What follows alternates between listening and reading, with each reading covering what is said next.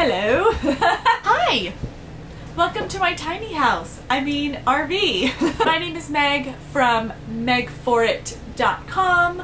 I am a minimalist who lives full-time in an RV/tiny house. I will explain that in a little while, but welcome. I'm so glad you found my channel. You are probably clicking on this video because you are curious about whether or not to go full-time RV or just build a tiny house, and I'm going to give you a little bit of an explanation about that because you're probably wondering what the difference is, if there really is a difference. I will upload a video in a couple weeks talking about my minimalist journey and how I became a minimalist, but let me tell you a little story about how I ended up in a full-time RV. We were going to build a tiny house. We were interviewing builders and looking for spots to park it. And throughout that whole process, we discovered so much. So I'm going to explain to you the difference between RV life and tiny house life. Here we go. Tiny houses are cuter, aren't they? They look prettier from the outside. From the outside, RVs kind of all look the same. Personally, we bought a 40-foot 325 Wolfpack 13 from Forest River. I've had to say that so many times in my videos and in real life. So we bought the RV. The outside was gray with a bunch of white and silver and black decals. I took all of the decals off so that it just looks like one big gray. What the? I thought I felt a bug. There's no bug. It's just a hair. I almost had a stroke. Our RV is totally gray and it looks like an RV from the outside, but at least it looks plain and clean and beautiful. You can paint the outside of your RV if you would like to. Many people do. I kind of liked the all gray look because my husband's truck that we use to pull it is also gray, so it kind of looks cohesive and cute and whatever. But to be honest, the only difference between the outside and the inside is an RV looks like a little tiny fairy house depending on how you build it, and you can customize it more. But the outside of the RV, they all kind of look the same. You can customize it a little bit, but it will still look like an RV on the outside. The benefits of that is you can kind of go under the radar. Like, let's say you wanted to park it off-grid in like a Walmart parking lot or like a Home Depot parking lot or something like that. It's going to be a lot less obvious to park an RV than to park a tiny house. You're going to get a lot more attention in a tiny house and probably a lot more rules because you live in a tiny house. Just saying.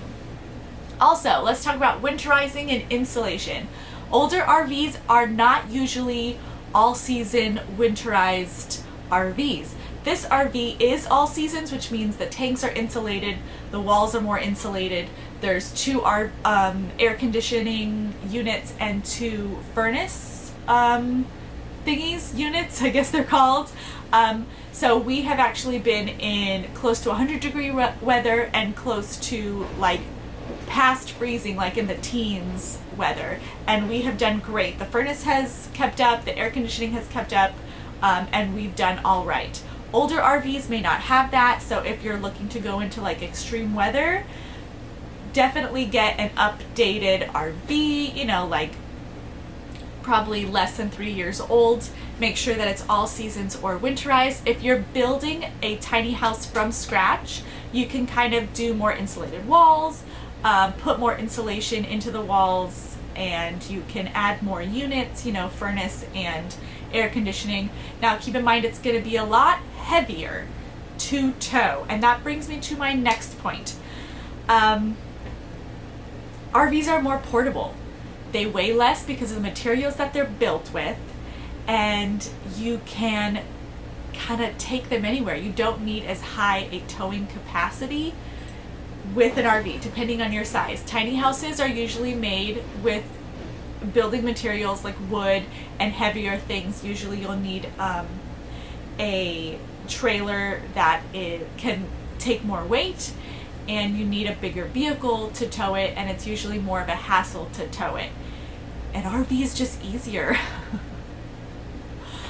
Some people like the customization of doing a tiny house because they want to either live off grid and do 100% solar. They may want to use like non-toxic, reusable building materials. If that's something you're super passionate about, go the tiny house route and start from scratch. But if you want to have more towing capacity and customize the inside more than the outside, definitely go the RV route. Another thing that I want to talk about, it's a lot cheaper overall to do an RV than a tiny house in every aspect, in electricity, in water because of plumbing, in building from scratch, because even if you want to buy an older RV and fix it up, it is going to cost you way less than starting from scratch and building a tiny house, because usually you'll need to have a professional builder. Unless you want to build it yourself, it'll take a really long time, and there's a lot of logistics about plumbing and electricity that you really should just trust a professional with. If you get an older RV, electricity and plumbing is already done for you. The shell is already done for you, and you can kind of just customize. The way we did it is we bought a brand new RV and then we gutted the inside and we made it a tiny house. If you're curious about the inside of my tiny house, I'm in the kitchen right now, but I will put a link below in the description for a full tour of our little tiny house RV. It's hard to know what to call it because it is an RV, but we made the inside a tiny house and we live full time in it. So I mean, technically it's an RV. I'll call it an RV.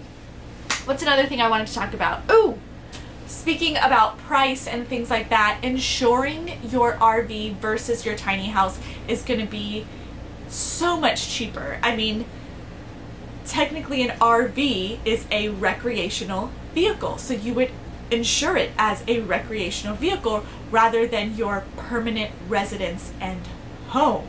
It is thousands of dollars cheaper a year to insure an RV rather than an actual home. It's crazy less, especially if you go through GEICO, which is what we have. So that's kind of what my personal opinion about RV versus tiny house living. We were originally going to go the tiny house route, and then through much research and experience, we chose to do the RV life instead. So I encourage you to do it this way unless you are dead set and you want to build a tiny house and you know where to park it and you know where to put it and maybe you're not even going to move it. Go the tiny house route. But let me really quick go over tiny houses can look cuter, and you can customize them more, and you can use non-toxic building materials and go 100% solar and off the grid and all of that. But RVs are usually more winterized and insulated. They're more portable. They're cheaper to fix up and build and cheaper to insure. And actually this one, because it's a 2020 model, it came hooked up with solar panel spots. So if we were to buy solar panels, it's really easily hooked up to the electricity on the roof. So yeah, that's a really quick overview. That is RV versus tiny house. I hope this gave you some clarity and direction if you are kind of at a crossroads of which way to go. Am I going to do the RV thing? Am I going to do the tiny house thing? It's also easier to sell an RV versus a tiny house, just because of the benefits of it being portable and kind of customizable and easier to tow and easier to park in campgrounds, because it's usually just sewer, 50 amp, you're done. Alright, so thank you for watching.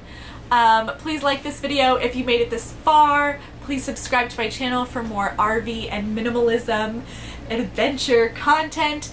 Click the little bing, the little ding bell button to get a notification every time I come out with a new video, which is usually every single Friday.